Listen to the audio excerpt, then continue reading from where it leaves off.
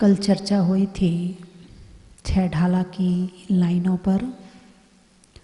उसकी दूसरी लाइन पर चर्चा चल रही है। आप रूप को जान पनोसो सम्यक ज्ञान कला है। आप यानी मैं, आपका मतलब आप नहीं तो आप समझ जाओ आपके माता जी आपके लिए कह रही हैं, नहीं, आपका मतलब आपका मतलब मैं। आप रूप को जान पनोसो सम्यक ज्ञान कला है। यहाँ सम्यक ज्ञान की परिभाषा बताई है। नाम तो सुना होगा आपने सम्यक ज्ञान का, सम्यक दर्शन, सम्यक ज्ञान, सम्यक चारित्र, ये रत्नत्रय कहलाता है। जैन धर्म में बहुत फेमस है, बहुत फेमस है। सबसे ज़्यादा फेमस यही है, सम्यक दर्शन, सम्यक ज्ञान और सम्यक चारित्र। तो सम्यक ज्ञान के लिए कहा कि सम्यक ज्ञान क्या है, आप जानना चाहोगे? अरे बोलिए ना, जानना चाहोगे? ठीक है। तो आप रूप को जान पनोसो सम्यक ज्ञान कला है। आप रूप को यानी अपने रूप को जानना सम्यक ज्ञान है। अपना रूप यानी आत्मा का रूप।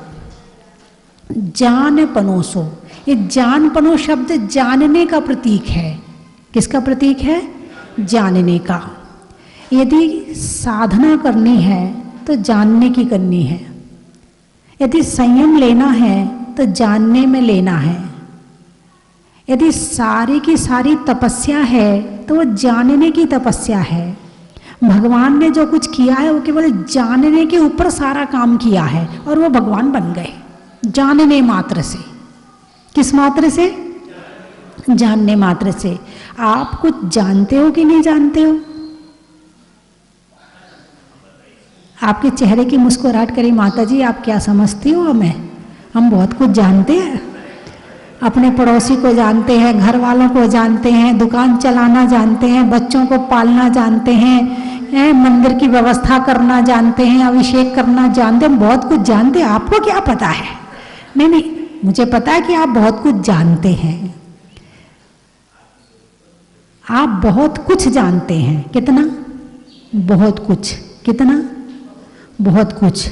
और भगवान सारा जानते हैं, सारा, तीनों लोकों की, तीनों कालों की एक साथ जानते हैं, है ना? आप बहुत कुछ जानते हैं और भगवान सब कुछ जानते हैं। यहाँ बहुत कुछ और सब कुछ है ना। बहुत के साथ कुछ भी लगा है। कुछ यानी थोड़ा, है ना। कहते ना थोड़ा बहुत, शब्द बोलते ना, अरे थोड़े बहुत बैठ तो जाओ, अरे थोड़ा बहुत खा तो लो। ऐसे आप लोग जो जानते हैं, मैं जो जानती हूँ, वो थोड़ा बहुत जानते हैं, लेकिन भगवान जो जानते हैं वो सब कुछ जानते हैं। अब उनके जानने में और हमारे जानने में क्या अंतर है? जानने के लिए आप मुझे भी जानते हो, है ना। और हम सबको भगवान भी जान रहे हैं। हम सब भगवान के ज्ञान में आ रहे कि नहीं आ रहे? भगवान के केवल ज्ञान में हम झलक रहे कि नहीं झलक रहे? जब तीनों लोग झलक रहे हैं तो हम भी तो उनमें से एक हैं। हम भी तो भगवान के केवल ज्ञान में झलक रहे हैं। और एक भगवान के केवल ज्ञान में नहीं झलक रहे, हम अनंतानंत भगवान के केवल ज्ञान में झलक रहे हैं। तुम तो कैमरे से जो फोटो खींचते हो ना, वो तो एक बार में एक ही फोटो खींचती है, लेकिन यहां तो अनंतानंत फोटो एक साथ प्रति क्षण खींच रही है। कहां खींच रही है? भगवान के केवल ज्ञान में। अरिहंत भगवान जितने हैं उनके तो है ही, लेकिन जो सिद्ध भगवान सिद्धालय में कितने हैं? अनंतानंत हैं। कितने हैं? अनंतानंत। अनंतानंत की गिनती की कल्पना करिए आपने, कितना होता है अनंतानंत? मैंने कई बार बताया है, संख्यात। मैं हमेशा बता देती हूं क्योंकि ये आपको याद दिलाना जरूरी होता है। संख्यात कितना है? इकाई, दहाई, सैकड़ा, हजार, 10,000, लाख, 10 लाख, करोड़, 10 करोड़, अरब, 10 अरब, खरब, 10 खरब, नील, 10 नील, पदम, 10 पदम, शंख, 10 शंख, बस खत्म।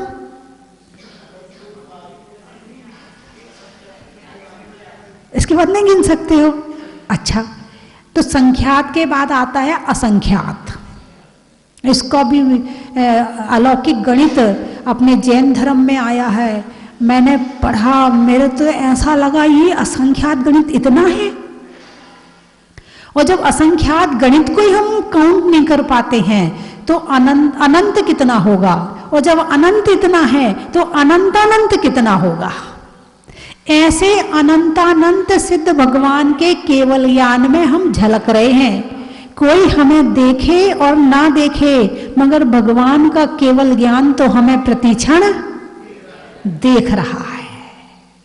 आप कभी भी अकेले नहीं है।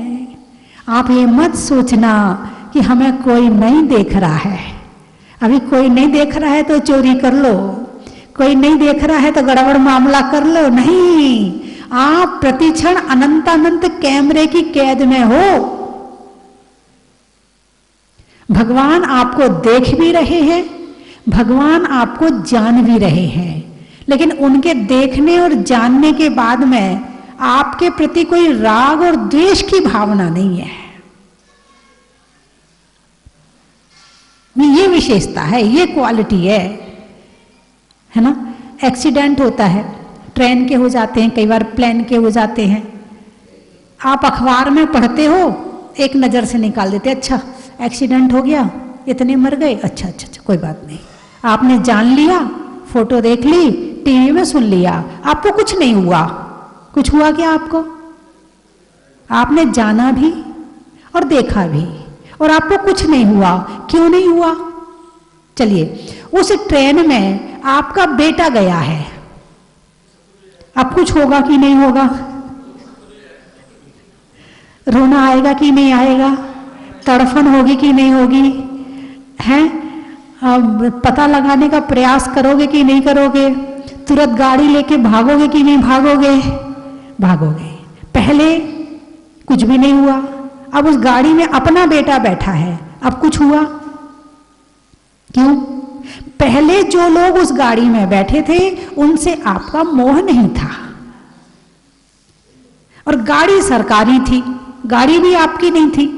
यदि ट्रेन आपकी होती तो भी कुछ हो जाता, लेकिन ट्रेन सरकारी थी, और लोग जो थे वो तुम्हारे ना तो रिश्तेदार थे ना परिवार के थे, इसलिए आपको कुछ भी नहीं हुआ।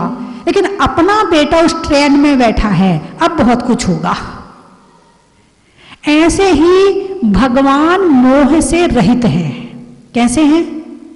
मोह से रहित हैं। जब मोह से रहित होते हैं और कोई चीज देखते हैं और जानते हैं तो कुछ नहीं होता है।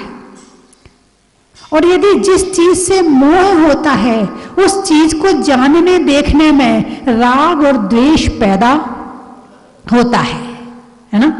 अब आप लोग हैं, आप किसी को लाल कलर पसंद है, किसी को नीला कलर पसंद है, ऐसा होता कि नहीं होता है? अब जिसको लाल पसंद, अरे मेरा तो फेवरेट है, फेवरेट लाल कलर तो मेरा फेवरेट है, नीला बहुत बुरा लगता है। एक से राग हो गया और एक से द्वेष हो गया। क्यों? मोह। किसके कारण? मोह के कारण। जान भी रहे हो, देख भी रहे हो, साथ में राग द्वेष भी कर रहे हो। तो जानना और देखना कर्म बंध में कारण नहीं है। बड़े ध्यान से सुनना, जानना और देखने से पाप कर्म का बंध नहीं होता है। पाप कर्म का बंध कब होता है? जब राग और द्वेष पैदा होता है, जब मोह होता है तब कर्म का बंध होता है, फिर वो ही भुगतने पड़ते हैं।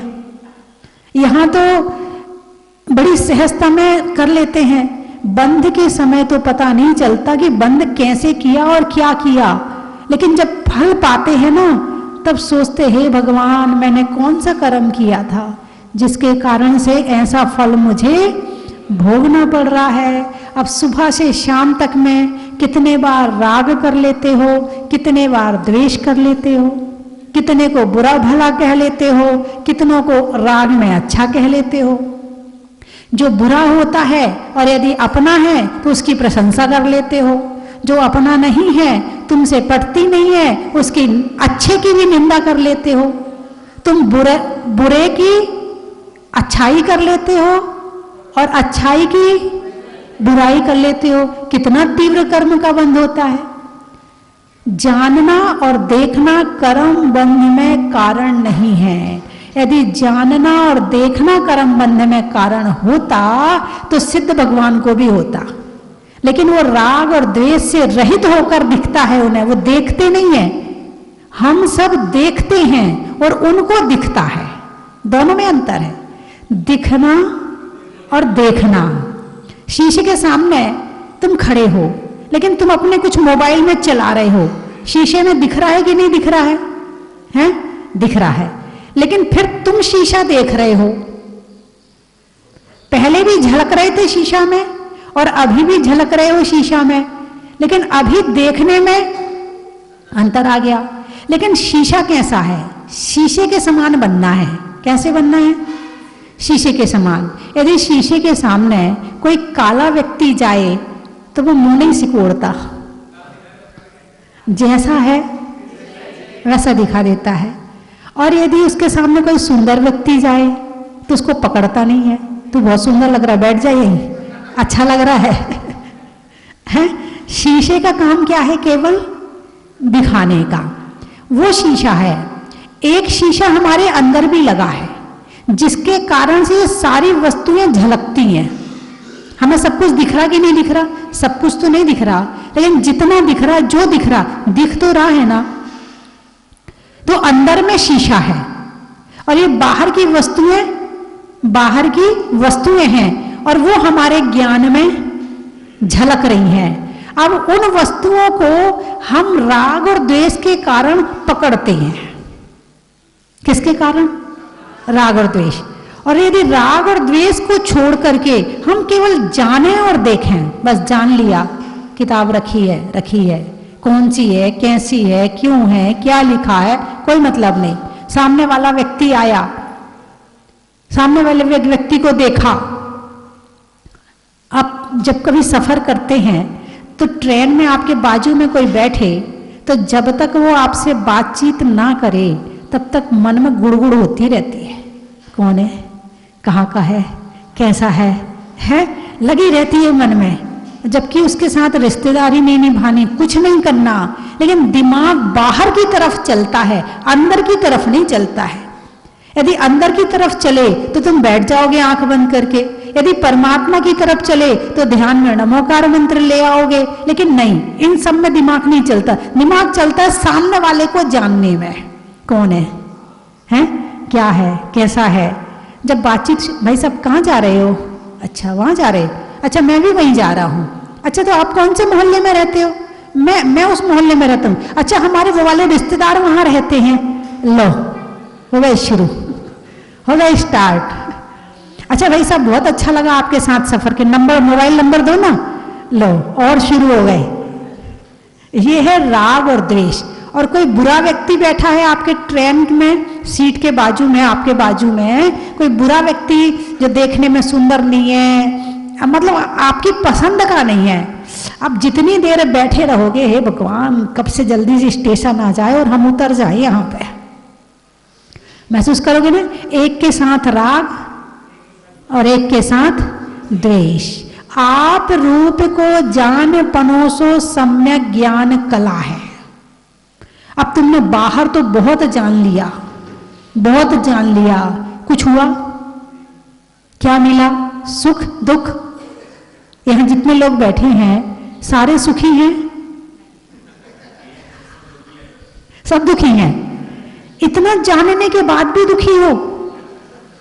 इतना बीए, एमए, सीए, डॉक्टरी और पता नहीं क्या क्या पढ़ाई करते उसके बाद भी दुखी हो? यदि इतनी पढ़ाई आत्मा की कर ली होती तो सुखी हो गए होते। जितना बाहर को जाना है इतना खुद को जान लिया होता तो सुखी हो गए होते। और सुखी होने की गारंटी तो लिख के दे रही हूं, लिख रहे ना, आप रूप को जान पनोसो सम्यक ज्ञान कला है। जहां सम्यक ज्ञान है वहां सुख है, और जहां अज्ञान है वहां दुख है। दूसरों को जानना अज्ञान और स्वयं को जानना ज्ञान है ना। दूसरों को जानना अज्ञान और खुद को जानना ज्ञान, सम्यक ज्ञान कला है। और खुद में भी शरीर नहीं, आत्मा, शरीर नहीं, आत्मा। शरीर को तो अनंत काल से जान रहे हैं, इतनी इसकी धुलाई, इसकी सफाई, इतने श्रृंगार के बाद भी शरीर पे बुढ़ापा आ जाता है और एक दिन छूट भी जाता है ये शरीर। ऐसे होता कि नहीं होता है? छूटेगा कि नहीं? इतना सब कुछ करने के बाद शरीर के लिए और आत्मा के लिए कुछ नहीं किया, कुछ भी नहीं किया। और ये आत्मा के लिए ही, आत्मा को सुखी करेंगे तो शरीर भी सुखी रहेगा, और आत्मा को दुखी करेंगे तो। अच्छा ये बताओ, यदि किसी व्यक्ति को टेंशन हो जाए, बहुत ज्यादा वाली टेंशन, अब उसका शरीर फूल जैसा उसको हल्का लगेगा या भारी लगेगा? गृहस्थियों वालों के बीच में तो रहती हो, और क्या संभावनाएं हैं गृहस्थी के बीच में ये भी जानती हूं। ये क्या क्या अच्छा हो सकता है। 12वें 16वें स्वर्ग तक गृहस्थी जा सकता है, 12वें स्वर्ग तक जा सकता है। घर में रह करके इतनी साधना हो सकती है कि 12वें स्वर्ग तक जा सकते हैं। जब एक हाथी 12वें स्वर्ग तक जा सकता है तो तुम क्यों नहीं जा सकते हो? तुम तो मनुष्य हो, उससे भी ऊपर जा सकते हो।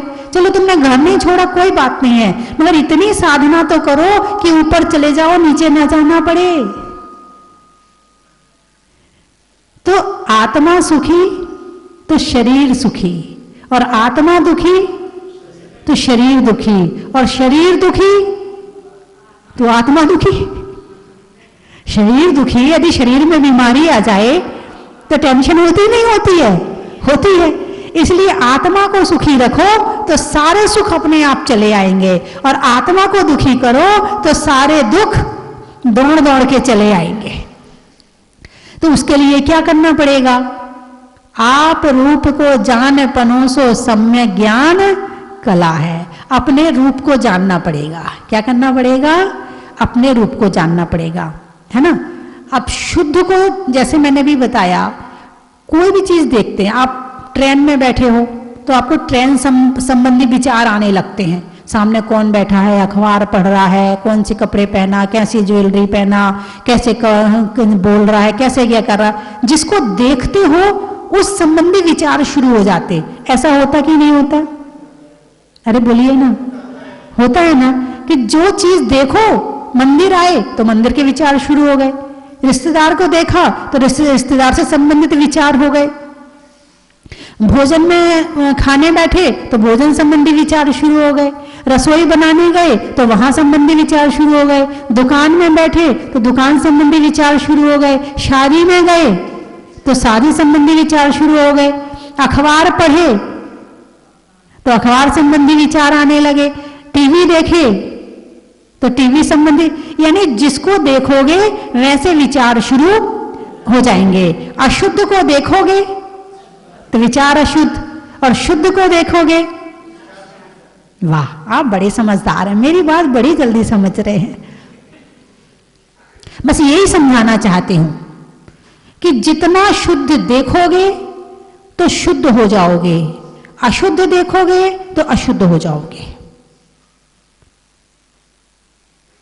कौन अशुद्ध होगा?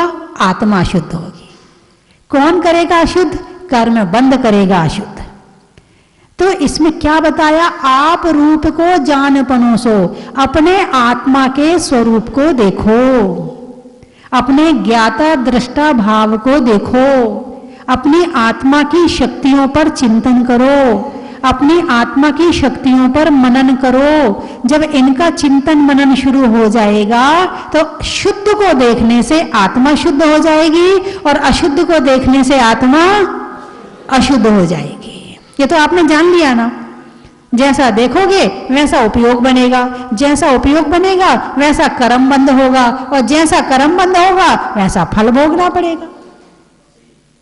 अभी आप प्रवचन सुन रहे हैं तो आपके भाव कैसे हैं?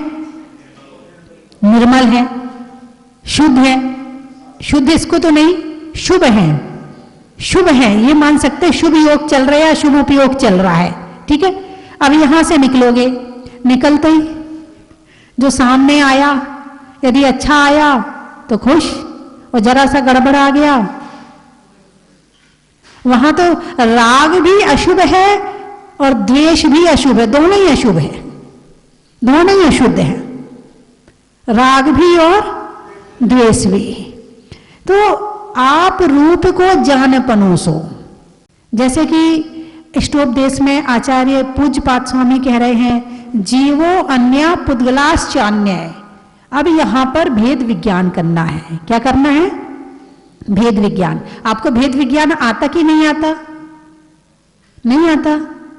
अच्छा, घर में देवरानी जेठानी रहती हैं, तो ये मेरा बेटा है और ये देवरानी का है।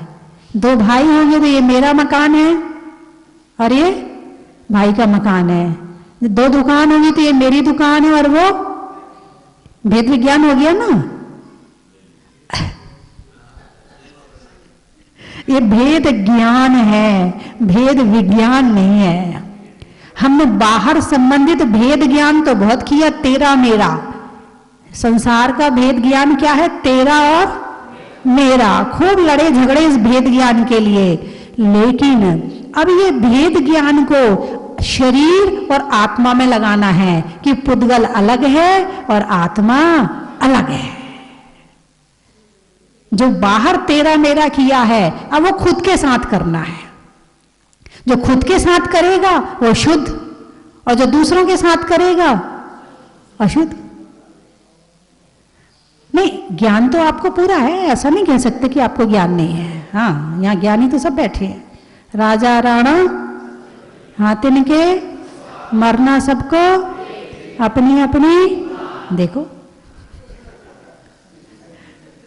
और अभी मृत्यु सामने आके सांप आ जाए यहाँ पे, बाई चांस यहाँ सांप आ जाए, फिर बोलो राजा राणा छत्रपति आजा, हाथिन की असवार, मरना सबको एक दिन अपने आजा।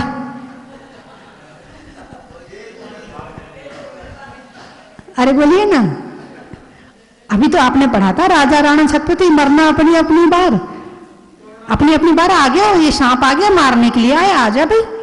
यदि मेरी मृत्यु आ गई होगी तो ये मार देगा, नहीं आई होगी तो नहीं मारेगा। आजा आजा, हम टेस्ट करते हैं अपने आप को। हाँ, कोरोना है, सांप तो छोड़ो, अब कोरोना आ गया तो पति पत्नी के पास नहीं जाती, पति पत्नी के पास नहीं जाता, और पत्नी, यदि घर में 3 मेंबर हैं तो तीनों अलग अलग कमरे में पड़े हैं, कोई किसी के पास जाने तैयार नहीं है। तुम्हें कोरोना है, हमें कुछ हो गया तो। और अभी पढ़ रहे थे ना राजा राणा, तो डरना किस बात से? अपनी अपनी बार सबको मरना है, मर रहेंगे, कोई दिक्कत नहीं। ऐसा हुआ कभी नहीं। ओहो, यही तो भेद ज्ञान करना है कि आत्मा तो मरती नहीं है, लेकिन बाहर की सावधानी रखनी जरूर है, क्योंकि जब असहनीय पीड़ा होती है, उस समय जो अशुभ परिणाम होते हैं, यदि उस समय मृत्यु होती है तो निश्चित दुर्गति से होती है। तो इसलिए बचना भी जरूरी है। जीवन को कहते ना कि वो डाल नहीं सकते, जानबूझ के जोखिम नहीं ले सकते। हाँ, वो अच्छी बात है, लेकिन यदि आ गई है तो फिर डरना मत। आ गई है तो डरना मत, और नहीं आई है तो लेना मत। जीने की हो ना इच्छा, मरने की हो ना वांछा। ये दोनों बातों में सम, आ जाए तो ठीक और नहीं आ जाए तो ठीक, कोई बात नहीं है। जब आना होगा आ जाएगी और नहीं आना होगा तो ये दोनों भावनाएं समाधि भावना में बताई है कि जीने की हो ना इच्छा, मरने की हो ना वांछा।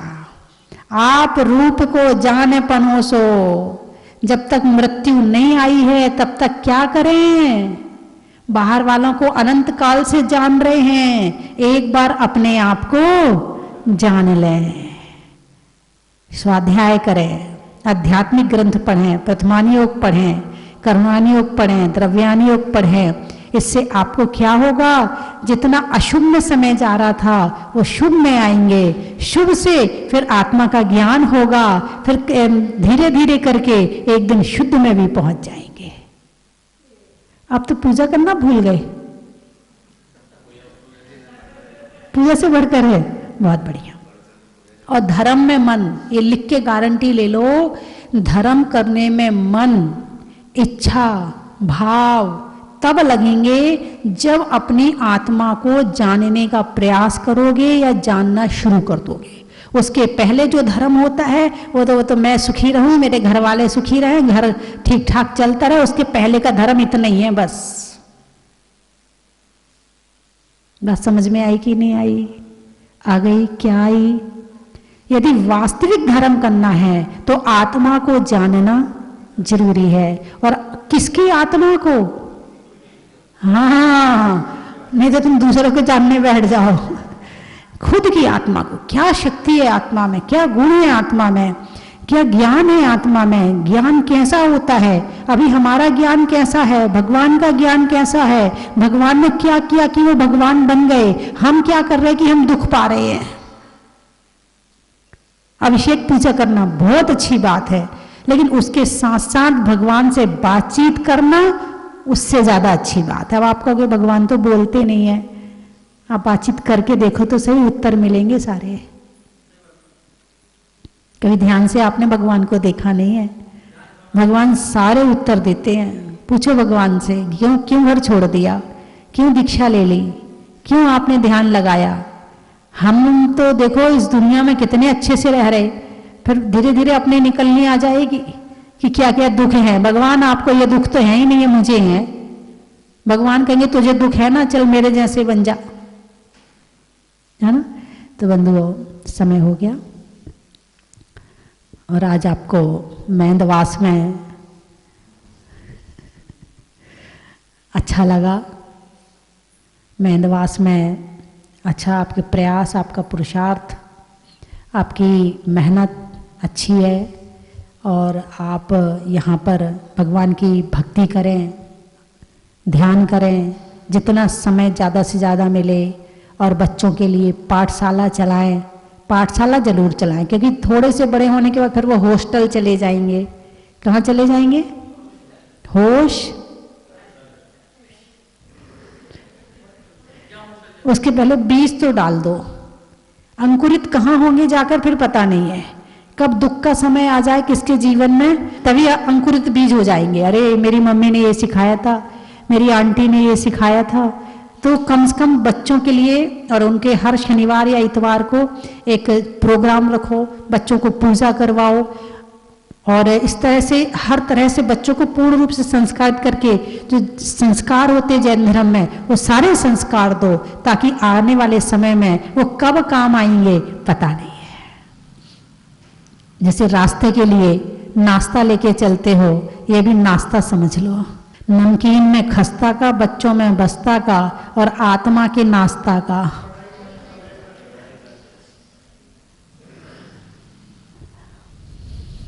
रहने के लिए भूखा, गर्मी में लूका और मेंदवास के चंदा प्रभु का। आत्मा में एक का, मनुष्य में नेक का, करने में भगवान के अभिषेक का, लगाने में नारा का, आकाश में तारा का, भगवान की शांति धारा का, खेत में धान का, शादी में पान का और आज के विधान का, अनाज में चने का, गर्मी में पने का और विधान में बैठने का, बच्चों में बाय बाय का, बड़ों में हाय हाय का और आने और करने में स्वाध्याय का, अनाज में दाने का, इनाम में पाने का, आपके मुस्कुराने का, धरती पर भूप का, रसोई में सूप का और आने वाली धूप का। बोले 24 भगवान की भगवान की स्वर्ग नगरी यहाँ बस रही है। इससे ज्यादा अच्छा किसी भी तीर्थ के अंदर जाकर के मन को शांति नहीं। मैं पहली बार ही आया था और बहुत प्रथम कलश का ये सौभाग्य भी प्राप्त हुआ है। ये हम ऐसी कोशिश करेंगे साल में 1-2 दफे हम यहाँ आते रहे। बहुत सुंदर लगा, बहुत बहुत बहुत। करीब 4 साल से जुड़ा हुआ हूँ। ऐसी कोई शनि अमावस्या नहीं होती, साल में चाहे 2 बार आए चाहे 3 बार आए। बाबा में इतना चमत्कार है, हर शनि अमावस्या को भुला लेता है। रात को 9 बजे विचार बना, रात को 12 बजे जहाज पूरा आया हूँ। ऐसी कोई शनि अमावस्या नहीं है जिस दिन मैं यहाँ आया नहीं हूँ। यही इसका अद्भुत चमत्कार है। निर्मल भाव लेके हम यहाँ आते हैं, कहते हैं अपने आप ही स्वयंभू, अपने आप हम उसको पा पाते हैं। यह मत कहिए कि यहाँ पर चमत्कार होता है, चमत्कार तो आपकी भक्ति और निर्मल भावों से होता है। यही वंदना करने जो भी आता है वो एक बार आकर यहाँ पर ठहर जाता है। आप सभी को सादर जय जिनेंद्र और गुरुवर के चरणों में नमोस्तु। व्यवस्थाओं के बारे में 2 शब्द ये है, आप कई तीर्थों पे आते होंगे, पर यहाँ पर आप एक बार आके, मैं जब आया था तब पंच कल्याणक हो रहे थे, उसके बाद दूसरी बार आने का दर्शन हुआ है, पर यहाँ की व्यवस्थाओं में अब जो परिवर्तन देखा है तब कहते हैं बहुत भागम भाग थी, और आज बहुत तरीके से, अब यहाँ के कर्मियों की कहूँ क्या किसकी बात कहूँ, पर यहाँ पर सुविधाएं इतनी हैं अब यहाँ पर कि आप जब आकर आते हैं तो आपको पता नहीं चलता। अब देखिए इस समय लगभग 10 साढ़े 9 बज रहे होंगे, अभी तक आपको आकुलता व्याकुलता नहीं होती है, और जो यहाँ के सहयोगी गण हैं उन सब से आपको पूरा सहयोग मिलता है, और यह आप जब आएंगे तो स्वयं अनुभव कर पाएंगे। नाथ भगवान की ये चमत्कारिक प्रतिमा शनि अमावस के दिन हमको कलश करने के भाव 3-4 दिन से चल रहे थे, और हम सब परिवार की सहित यहाँ पर आए और हमने ये कलश करके अपना बड़ा सौभाग्य समझा। इस चमत्कारिक प्रतिमा के करके इस मूर्ति के अंदर में जो अतिशय है वो बहुत ही मन को लुभाती है, और यही भावना बातें हैं कि हम हर शनिवार अमावस के जब भी आए हम इसके अभिषेक कर अपना पुण्यार्जन अर्पित करें। और मैं सभी लोगों से यही निवेदन करता हूं कि हर कोई हर शनिवार का शांति धारा कराने की मात्र 51,000 रुपये साल भरे के लगते हैं। सभी लोग अपना मन बनाएं और सभी लोग शांति धारा हर शनिवार की कराएं, और जितनी भी शनिवार अमावस्या आए उस दिन जरूर आकर यहाँ पर अभिषेक शांति धारा करें। इसका चमत्कार आपकी जिंदगी में तत्काल प्राप्त होगा। आप 1 पैसा खर्च करोगे, प्रभु आपको लाखों करोड़ों देगा। ये शब्दों के साथ मैं अपनी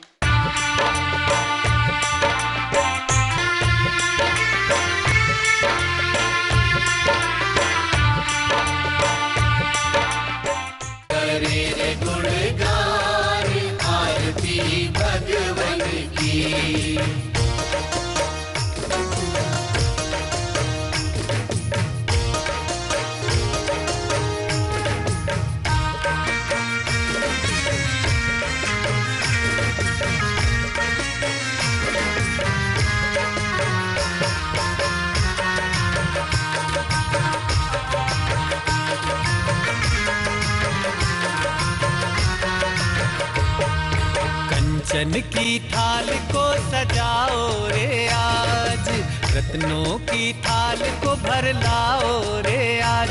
आओ आओ करे रे गुणगान आरती भगवन की, आओ आओ करे गुणगान आरती भगवन की। आओ आओ करे रे गुणगान आरती भगवन की।